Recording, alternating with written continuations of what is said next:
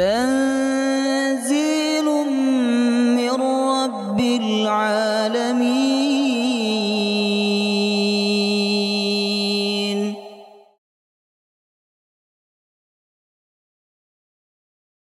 يا أيها الذين آمنوا إذا قيل لكم تفسحوا في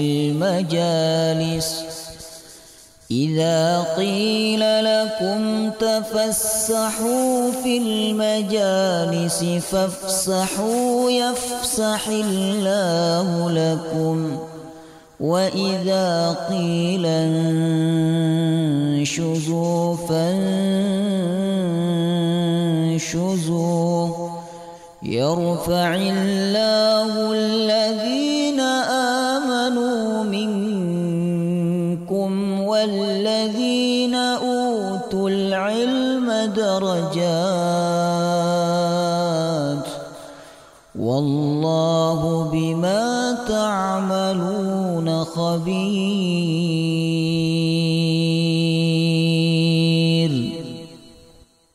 الرحمن الرحيم. الحمد لله رب العالمين. نحمده ونستعينه ونستغفره ونعوذ بالله من شرور أنفسنا ومن سيئات أعمالنا. من يهده الله فلا مضل له ومن يضلل فلا هادي له. أشهد أن لا إله إلا الله وحده لا شريك له وأشهد أن محمدا عبده ورسوله لا نبي ولا رسول بعده. اللهم صل وسلم على نبينا محمد وعلى آله وصحبه أجمعين. سبحانك لا علم لنا إلا ما علمتنا إنك أنت العليم الحكيم. اللهم إنا نسألك علما نافعا ورزقا طيبا وعملا متقبلا. اللهم اجعلنا وأولادنا وذرياتنا من أهل القرآن آمين يا رب العالمين. Assalamualaikum warahmatullahi wabarakatuh. Alhamdulillah, malam hari ini kita dapat berkumpul kembali dengan izin Allah Subhanahu wa ta'ala untuk mengkaji ayat-ayat Al-Quranul Karim. Semoga ayat-ayat yang kita pelajari menambah keimanan kita kepada Allah, sebagaimana hakikat seorang mukmin yang sesungguhnya disebutkan oleh Allah dalam surah Al-Anfal, innamal mu'minuna alladzina idza dzukirallah wajilat qulubuhum wa idza tuliyat alaihim ayatuhu zadatuhum imana. Sesungguhnya orang-orang beriman itu apabila disebut nama Allah maka hatinya bergetar karena takut kepada Allah. Wa idza tuliyat alaihim ayatuhu zadatuhum imana. Apabila dibacakan ayat-ayat Al-Qur'an kepadanya, zadathum imana, imannya semakin bertambah. Semoga iman kita bertambah dengan kita tadabbur Al-Qur'an. Amin ya rabbal alamin. Kita akan melanjutkan tafsir surah Al-Baqarah, Bapak Ibu. Pertemuan sebelumnya kita membahas ayat puasa, yaitu surah Al-Baqarah 183. Betul ya? Nah, sekarang kita masuk ayat 184. Sebenarnya pertemuan sebelum ini kita udah masuk ayat 184, tapi belum selesai sampai akhir ayat. Insya Allah malam hari ini kita akan bahas dua ayat ini ya, 184 sampai 185. Kita baca. A'udzu billahi minasy syaithanir rajim. A'udzu الشيطان الرجيم أياما معدودات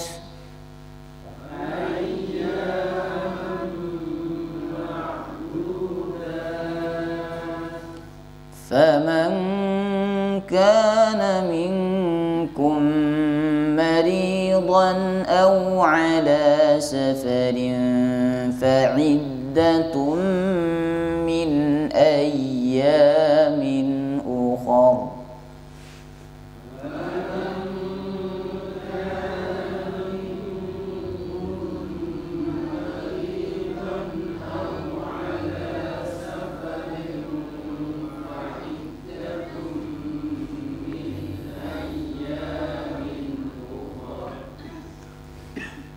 وعلى الذين يطيقونه فدية طعام مسكين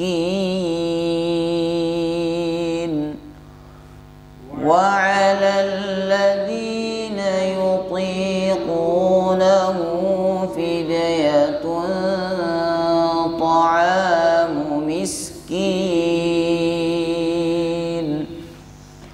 فمن تطوع خيرا فهو خير له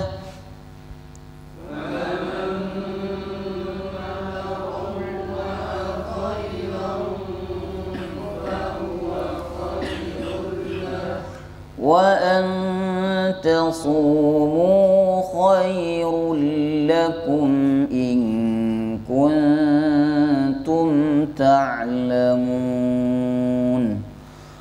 وأن تصوموا خير لكم إن كنتم تعلمون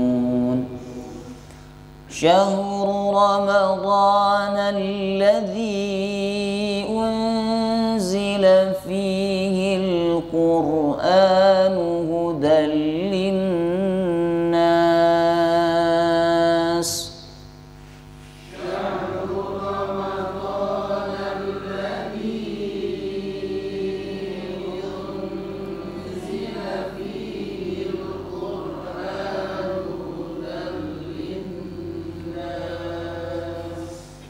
هدى للناس وبينات من الهدى والفرقان هدى للناس وبينات من الهدى والفرقان فمن شهد منكم الشهر فليصم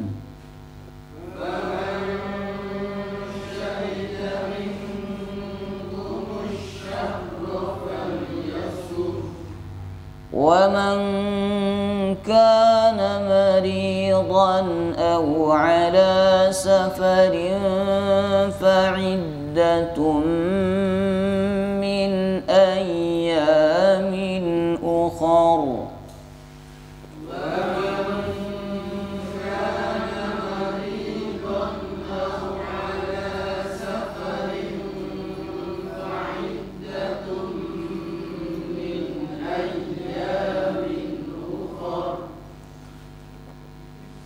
يريد الله بكم اليسر ولا يريد بكم العسر يريد الله بكم اليسر ولا يريد بكم العسر ولتكملوا العدة ولتكبروا الله على ما هداكم ولعلكم تشكرون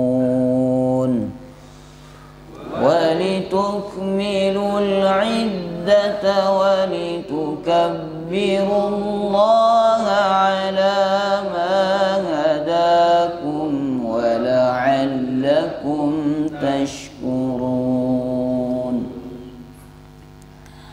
Baik, ayat sebelumnya yakni 183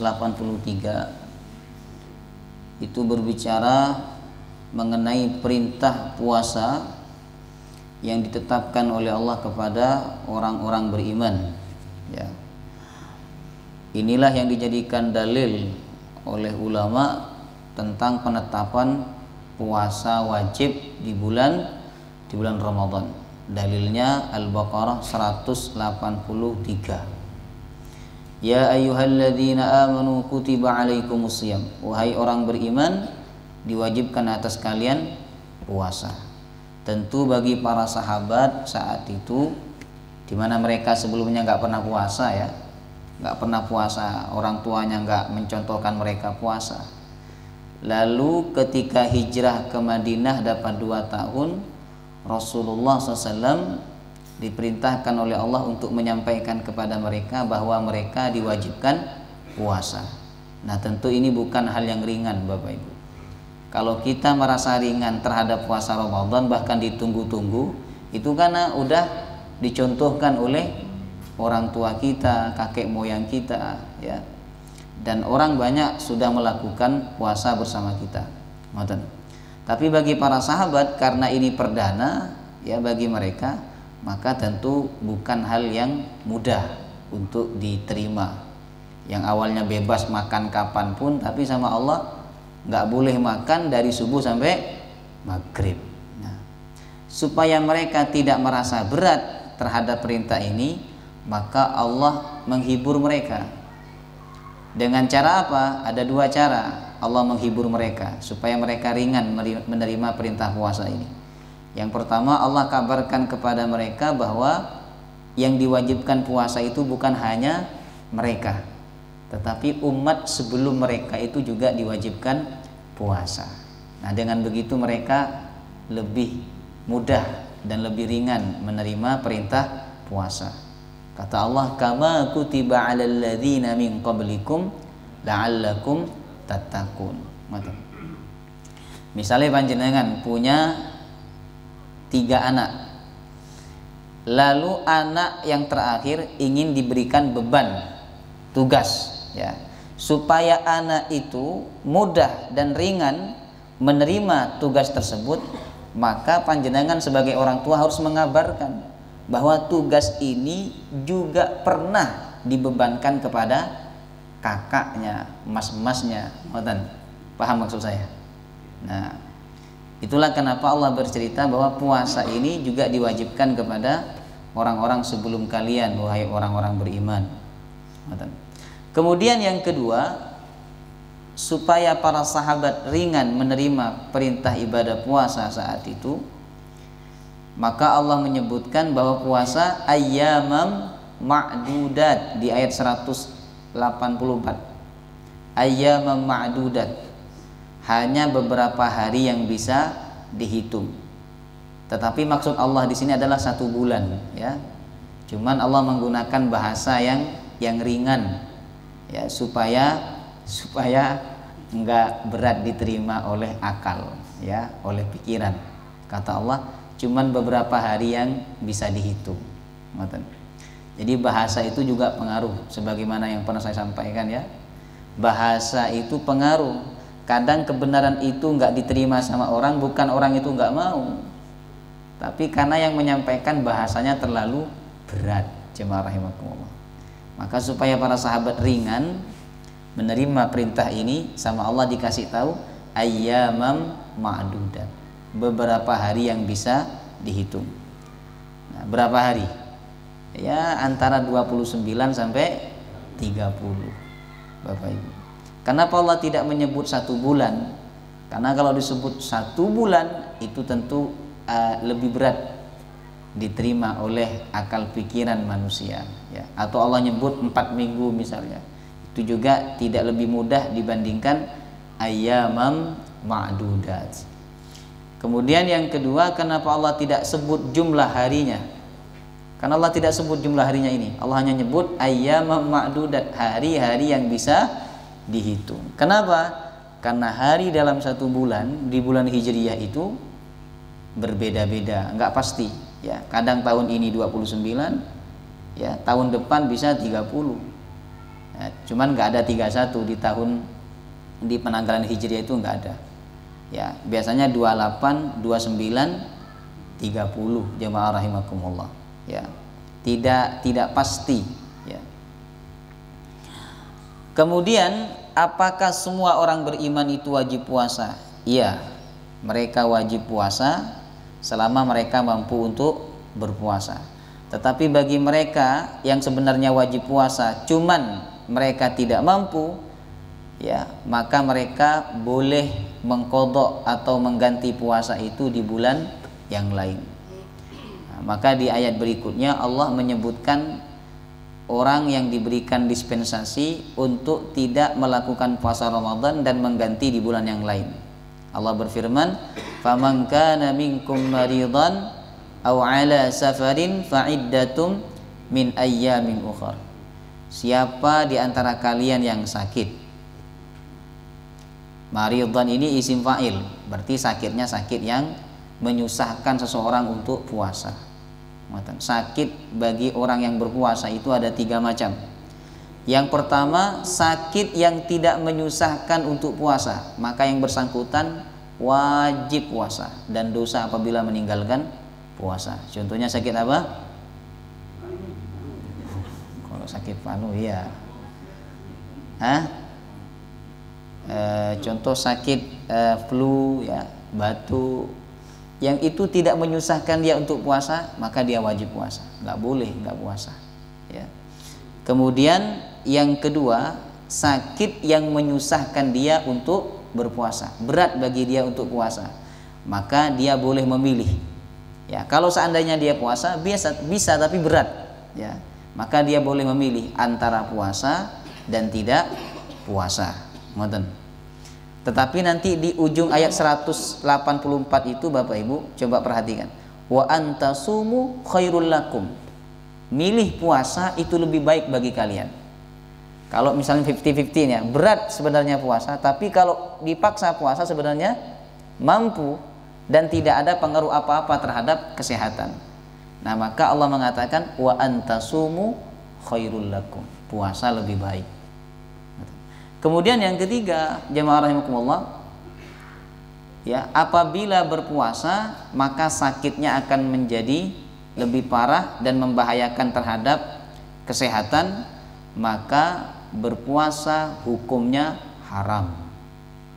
Puasa hukumnya apa? Haram. Dan jika mati dalam keadaan seperti itu, kata Imam Nawawi, mata asiyan, dia mati dalam keadaan bermaksiat kepada Allah Subhanahu wa taala. Ya.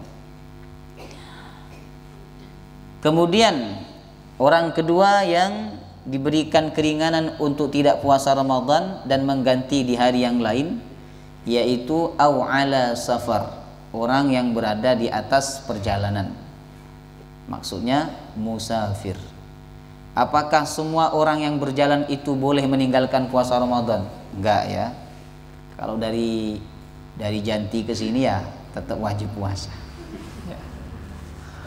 Nah, itulah pentingnya kita belajar tafsir dan mempelajari tafsir itu dari ulama. Coba kalau panjenengan baca terjemahan, di terjemahan apa bunyinya? Atau dalam perjalanan. Ini kan kalau makanya ulama itu menyebutkan Al-Quran itu kalau diterjemahkan letterlek itu nggak boleh, karena merubah pemahaman dan orang nggak akan paham, bisa salah dalam memahami Quran. Yang boleh menerjemahkan Quran itu adalah kalau diterjemahkan plus dikasih keterangan, ada tafsirnya walaupun sedikit, Bapak Ibu. Nah, maka yang dimaksud au ala safar di sini adalah perjalanan yang jauh. Ini syarat orang yang sedang perjalanan boleh meninggalkan puasa Ramadan dan menggantinya di hari yang lain. Yang pertama, jarak minimalnya 4 burud. Burud itu istilah Arab, ya. Kalau kita 80 km, 88 km, 4 burud itu sekitar 88 km, ya. Kalau kita ngukur tempat ya, mungkin dari Malang ke Surabaya ya. Kalau lewat tol sama. Lewat tol itu lebih dekat atau lebih jauh? Lebih jauh ya. Nah, cuman lebih cepat. Nah, tapi dalam hukum fikih jemaah rahimakumullah, yang dihitung itu bukan cepat atau lambatnya. Ya, yang dihitung itu adalah jarak. Sedangkan menurut Imam Malik, Imam Syafi'i ya, dan Imam Ahmad bin Hambal, beliau tidak menghitung jarak Bapak Ibu, tapi beliau lebih menghitung kepada waktu ya. Kata mereka minimal perjalanan 2 hari, jalan biasa gitu, enggak cepat, enggak juga lambat, jalan kaki 2 hari perjalanan. Nah ini agak susah juga ya. Kita ngikutin pendapat madhab Maliknya, madhab Hanafi yang mengatakan 88 km ini sudah memenuhi syarat pertama, seseorang boleh meninggalkan puasa Ramadan ketika dia menjadi musafir. Kemudian syarat yang kedua, tidak berhenti lebih dari 4 hari, nggak mampir ya. Kalau mampir ke hotel 4 hari gitu, di hotel ya, di hotel Pandaan misalnya, mampir selama 4 hari, maka tidak memenuhi syarat untuk meninggalkan puasa Ramadan. Artinya apa? Yang bersangkutan wajib puasa Ramadan. Kemudian yang ketiga, bukan safar maksiat. Jadi datang pergi ya ke Surabaya atau ke tempat yang lain, itu tujuannya untuk tujuan yang mubah, yang boleh, bukan untuk tujuan maksiat. Nah, kemudian ini terjadi khilaf di antara ulama ya. Kata sebagian pendapat ulama, safarnya dimulai sebelum subuh. Sebelum subuh. Tapi ini khilaf. Khilaf itu artinya perbedaan pendapat. Nah, ada sebagian yang lain mengatakan walaupun safarnya setelah subuh, kalau dia memenuhi syarat yang 3 tadi, jarak minimal 88 km, tidak berhenti lebih dari 4 hari, dan bukan safar maksiat, maka boleh meninggalkan puasa Ramadan dan mengganti di bulan yang lain. Paham nggih? Nah, itu syarat-syarat musafir boleh meninggalkan puasa Ramadan. Kalau mereka meninggalkan puasa Ramadan, bukan berarti puasa itu udah tidak wajib bagi dia, ya, tetap wajib. Kapan wajib dia melaksanakan ibadah puasa? Fa'iddatum min ayyamin ukhar. Dia mengganti di hari yang lain sesuai jumlah puasa yang dia tinggalkan. Kemudian termasuk juga orang yang tidak wajib puasa Ramadan dan menggantinya dengan yang lain adalah wa 'alal ladzina yutiqunahu, dan atas orang-orang yang sudah tidak mampu lagi berpuasa. Berarti sudah tua renta. Dia kalau nggak makan 5 jam nggak makan itu udah sakit badannya. Maka orang yang seperti ini dianggap wa 'alal ladzina yutiqunahu, orang yang sudah tidak mampu lagi berpuasa karena faktor usia, orang yang sudah tua renta ya. Apakah kewajiban itu gugur atasnya? Tetap tidak gugur kewajiban itu. Yang gugur kewajiban puasanya, tetapi kewajiban yang lain sebagai pengganti dari puasa itu ada pada dia, yaitu puasanya dia diganti dengan apa? Fidyah. Wa 'alal ladzina yutiqunahu fidyatun, atas orang yang tidak mampu berpuasa, fidyatun, maka wajib bagi dia mengganti puasa itu dengan fidyah. Fidyah ini secara bahasa artinya tebusan ya, memberi makan orang miskin, bukan dengan uang. Kalaulah dengan uang, maka ayatnya bukan ta'amu miskin. Ayatnya akan berbunyi fidyatun, apa bahasa Arab uang? Fulusu miskin, kan nggak gitu ayatnya. Nah, cuman kadang kita ini beragama sesuai perasaan. Aduh, kalau dikasih makan nanti makanan nggak bisa bertahan lama. Ya, to'am ini Bapak Ibu, kalau kita ingin fair ya, to'am itu makanan jadi. Ya, makanan jadi. Cuman ulama bersepakat tidak harus makanan jadi. Ya, yang penting makanan pokok di suatu negara boleh dijadikan sebagai fidyah, sebagai tebusan atas orang yang sudah tidak lagi mampu berpuasa. Ya. Nah, jadi yang diinginkan oleh Allah adalah bayar fidyah itu pakai makanan, ya, bukan pakai uang. Nah, kita kadang beragama ini pakai perasaan.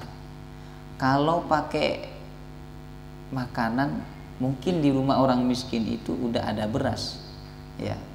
Alangkah lebih baiknya kalau diganti dengan uang, bisa dibelikan mijikom, bisa dibelikan yang lain-lain ya, kebutuhan bumbu dan sebagainya. Kalau cuman dikasih, kalau semua orang ngasih beras terus nggak ada yang ngasih uang, gimana dia nanti beli bumbunya, beli apa masak dan sebagainya. Nah, ini orang yang beragama pakai perasaan. Nggak boleh kita beragama pakai perasaan. Kita beragama itu sesuai tuntunan, ya. Nah, Allah memberikan tuntunan kepada kita ta'amu miskin. Fidyah itu berupa ta'amu miskin, makanan untuk orang miskin. Ya sudah, kita keluarkan dalam bentuk makanan, ya, dalam bentuk makanan pokok, beras. Nah, berapa jumlahnya jemaah rahimakumullah, ya? Jumlahnya ini ulama berbeda pendapat. Jumhur ulama dari mazhab Maliki, Syafi'i, Hambali itu jumlahnya 1 mud. 1 mud ini sangat sedikit Bapak Ibu. Cuma 6,7 on. Enggak sampai 1 kilo. Ya, itu untuk 1 hari enggak puasa. 1 mud itu 1 raupan tangan orang dewasa ini. Ya. 1 raupan tangan orang dewasa. Nah, untuk 1 hari, 2 hari, 3 hari, 4 hari, 5 hari gitu. Nggak sampai, anggaplah 7 on ya, 7 on beras untuk 1 hari nggak puasa. Sedangkan mazhab Hanafi ini lebih berat. Beliau mengatakan bukan 1 mud tapi 1 sok. 1 sok itu sama dengan hitungan zakat, 2,5 kilo. 2,5 kilo untuk 1 hari nggak puasa. Berarti kalau 30 hari dia semuanya nggak mampu puasa 30 hari itu, maka 2,5 kilo kali 30 berapa? 75 kilo. 75 kilo beras. Ya. Dan itu bagi orang-orang tertentu tidak mudah, ya. Nah, maka kita ngikutin pendapat jumhur ulama, mayoritas ulama. Kalau ada perbedaan pendapat ya antara jumhur dengan yang lain, maka kita ngikutin pendapat jumhur. Jangan kita ini ngambil yang pokoknya ringan diambil. Ada teman saya di pondok dulu, dia buka kitab fikih itu cari pendapat yang ringan-ringan. Dan itu udah ditinggalkan oleh ulama, udah nggak dipakai. Cuman masih ada di dalam kitab fikih, karena itu perbedaan pendapat dicantumkan. Ini pendapat yang lemah, ini pendapat yang kuat. Lah teman saya tuh sukanya nyari pendapat yang lemah. Nah, ketika ditanya, nanti kalau salah saya akan tuntut ulama itu. Nah, inilah tanggung jawab besar kalau orang itu berfatwa, jemaah rahimakumullah, ya. Tapi kalau ulama sudah menyebutkan bahwa itu pendapat yang lemah, maka orang yang mengikuti pendapat itu dia tanggung jawab sendiri nanti di hari kiamat. Karena udah ditunjukkan bahwa itu pendapat yang lemah, ya. Jadi hati-hati dalam memilih pendapat ulama. Enggak semua pendapat ulama itu kuat, Bapak Ibu, enggak semua. Nah, kalau ada perbedaan pendapat, ambillah pendapat yang kuat, ya. Nah, di dalam masalah fidyah ini, pendapat yang kuat adalah pendapat jumhur. yaitu 1 mud 6,7 on beras ya, untuk 1 hari tidak puasa. Bolehkah fidyah diganti dengan uang?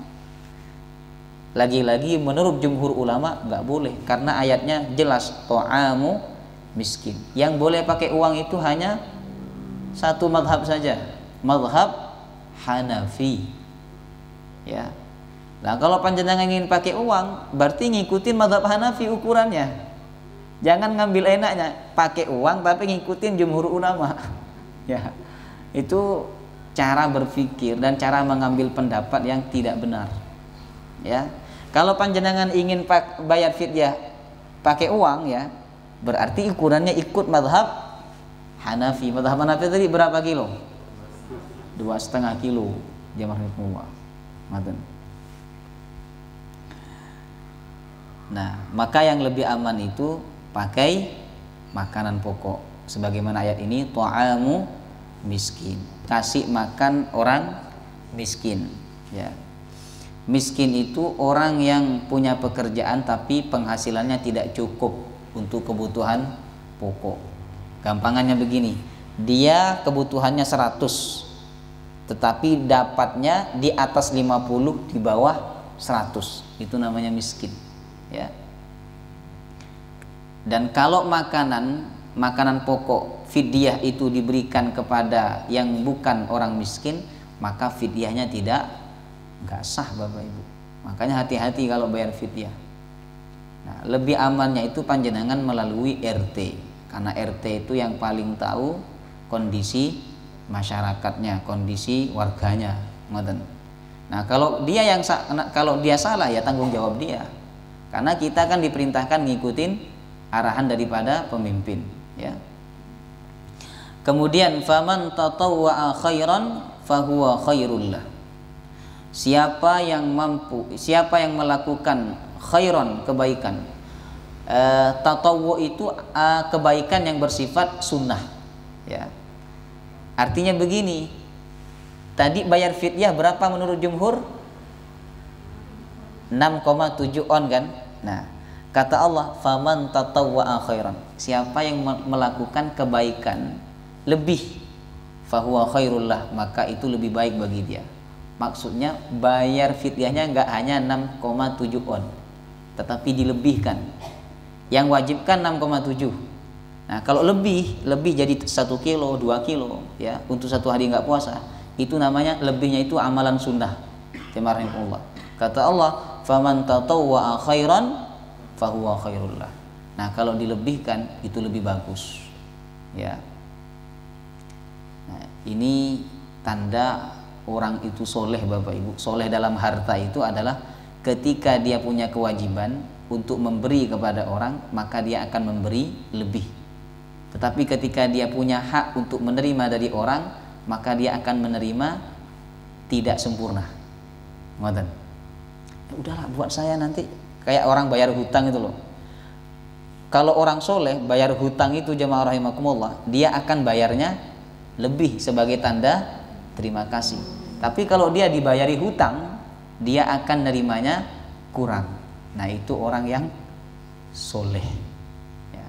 Kita udah masuk belum itu? Hah? Kalau bisa kita ngambilnya banyak ya. Nah sama seperti kemarin pembagian daging kurban ya. Kalau panjenengan dapat banyak, nggak akan panjenengan timbun, mesti panjenengan akan kasih kepada orang-orang yang dapatnya sedikit ya. Ngoten. Dan kalau panjenengan yang berkurban kemarin ya, yang berkurban, panjenengan nggak akan ngambil sepertiga, paling ngambilnya cuma 1 kilo aja, selebihnya nanti dibagi kepada fakir. Walaupun sepertiga itu haknya panjenengan sebagai pengkurban. Ngoten. Itulah yang dimaksud dengan ayat faman tatawwa'a khairan fahuwa khairullah. Kemudian wa antasumu khairul lakum in kuntum ta'lamun. Berpuasa itu lebih baik bagi kalian in kuntum ta'lamun, jika kalian mengetahui. Artinya ini kalau 50-50 ya. Puasa sebenarnya susah puasa, tapi kalau dipaksakan bisa bagi orang yang sakit itu atau bagi orang yang sedang perjalanan. maka pilihannya yang terbaik apa? Yang terbaik adalah puasa. Kita ambil contoh safar Bapak Ibu, dari Malang Surabaya lewat tol, itu kan udah lebih 88 km ya. Perjalanannya mudah nggak? Mudah sekali, apalagi panjenengan pakai mobil ya, menjadi penumpang, ada AC-nya, nggak kerasa tidur, tahu-tahu udah sampai bandara. Itu secara hukum fikih boleh nggak meninggalkan puasa? Kok enggak? Nah, secara hukum fikih ya sudah memenuhi syarat. Syaratnya tadi 88 kilo. Kemudian bukan perjalanan maksiat, tidak mampir lebih daripada 4 hari. Secara hukum fikih yang bersangkutan boleh nggak puasa.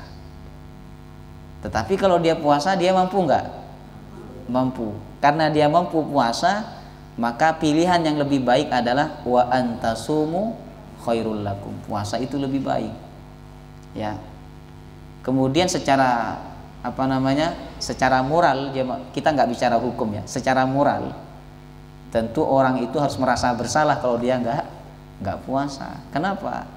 Karena perjalanannya sangat mudah, dia ada di bawah AC, kemudian selama perjalanan dia bisa tidur, bahkan tidurnya lebih nyenyak dibandingkan di rumah ya. Nah, maka puasa lebih bagus. Selain orang sakit Bapak Ibu, dan selain orang yang sedang perjalanan, kemudian selain orang yang tua renta, ada beberapa golongan lagi yang boleh meninggalkan puasa Ramadan dan mengganti dengan yang lainnya. Yang pertama adalah wanita hamil dan menyusui. Nah, ini boleh meninggalkan puasa Ramadan walaupun yang dia susui itu anaknya orang lain. Ya, boleh ya. Kemudian yang kedua, lapar dan haus yang sangat. Lapar dan haus yang sangat, maksudnya kalau nggak dibatalkan puasanya bisa mati. Nah, ini boleh membatalkan puasa Ramadan dan mengganti di hari yang lain. Mungkin dia telat bangunnya jam 5, udah lewat subuhnya ya. Nah, tapi dia wajib puasa ketika jam 12 udah nggak kuat, udah semaput ya.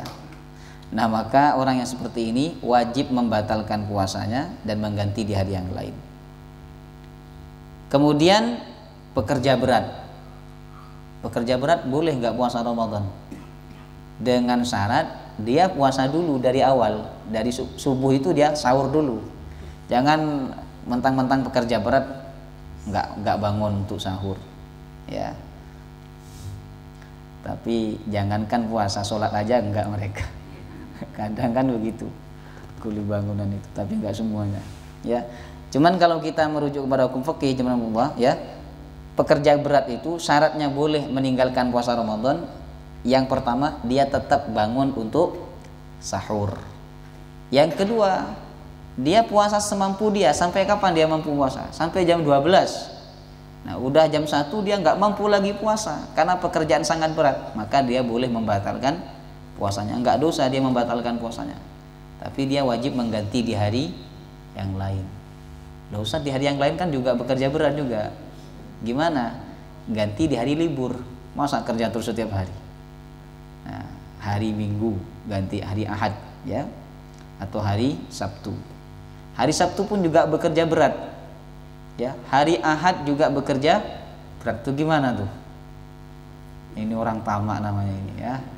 Tetap harus mencari waktu di mana dia bisa mengganti puasa ya. Kalau diganti dengan fidyah tidak bisa, jemaah rahimakumullah.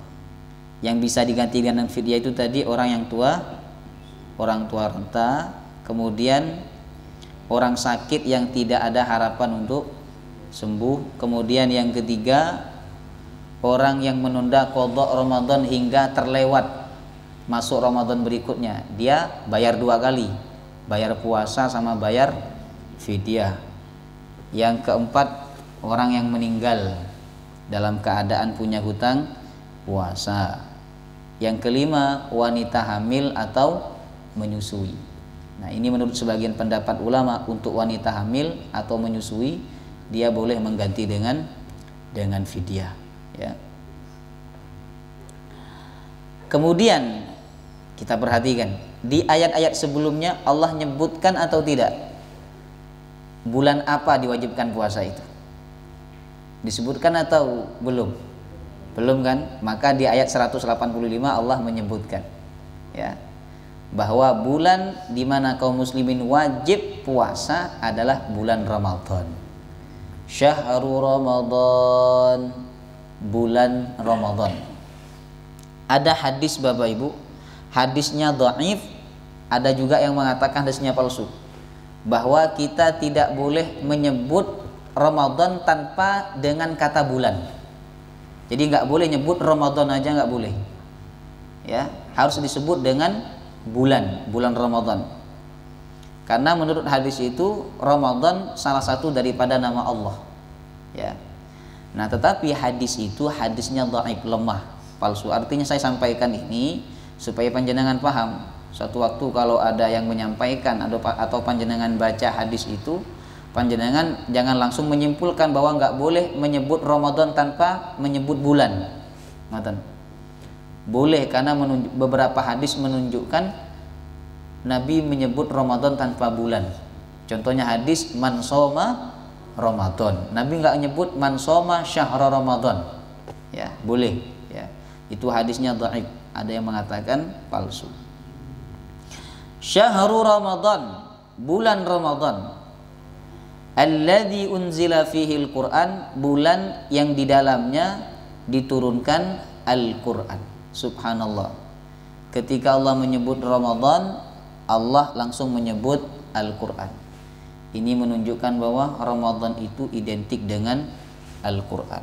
Orang yang puasa Ramadan tapi nggak banyak baca Quran, puasanya kurang sempurna, ya. Tanda orang itu puasanya sempurna, dia banyak waktu. Ketika puasa itu dia banyak waktu untuk membaca Al-Quran. Karena itu Allah menyebut Ramadan dilekatkan dengan Al-Quran. Alladzi unzila fihil Quran. Di bulan Ramadan itu Allah menurunkan Al-Quran. Nah, turunnya Al-Quran pada bulan Ramadan ini ada dua tahap Bapak Ibu. Tahap yang pertama yaitu dari Lauhil Mahfuz ke langit dunia. Ini turunnya pada malam Lailatul Qadar. Sedangkan dari langit dunia kepada Nabi Muhammad itu turunnya pada bulan Ramadan. Adapun mengenai tanggalnya ulama beda pendapat. Tetapi yang sering kita dengarkan adalah bahwa Quran turun kepada Nabi Muhammad itu pada tanggal 17 Ramadan. Itu pendapatnya hanya sebagian ulama saja. Tapi sebagian yang lain mengatakan bukan tanggal 17, ada yang mengatakan tanggal 25, ada yang mengatakan di tanggal yang lain, tapi intinya tetap di bulan Ramadan, ya. Syahrul Ramadan alladzi unzila fihil Qur'an. Allah menurunkan Al-Qur'an pada bulan Ramadan. Apa tujuannya Allah menurunkan Al-Qur'an? Hudal linnas. Ternyata Al-Qur'an itu diturunkan bukan hanya untuk dibaca, bukan hanya untuk dilantunkan. Al-Quran diturunkan jamaah rahimakumullah, tujuan utamanya adalah hudal linnas, sebagai petunjuk bagi manusia. Artinya kalau kita baca Quran saja, melantunkan saja, mengiramakan saja, cuman kita belum dapat petunjuk dari Quran ini, berarti kita belum sampai kepada tujuannya. Kita masih dasar sekali itu. Kita dikatakan sampai kepada tujuan diturunkannya Al-Quran kalau kita membaca Quran lalu kita mendapatkan petunjuk-petunjuk dari Al-Quran, ya. Ini intinya Al-Quran Bapak Ibu. Membaca bagus, menghafalkan bagus, ya, mengiramakan bagus, tetapi tujuan utamanya bukan itu. Tujuan utamanya adalah hudan, sebagai petunjuk, ya. Kemudian wabayyinatin minal huda, dan sebagai bukti-bukti atau hujjah-hujjah minal huda, dari petunjuk itu. Artinya Al-Quran diturunkan sebagai hujjah.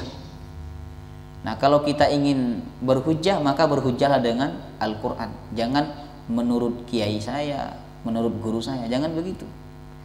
Menurut Al-Quran, itu yang betul. Menurut Al-Quran begini. Nah, pemahaman Al-Quran menurut guru saya begini. Nah, itu yang betul. Jangan langsung menurut guru saya, menurut Ustadz Rois, jangan gitu. Menurut Al-Quran begini, menurut hadis begini.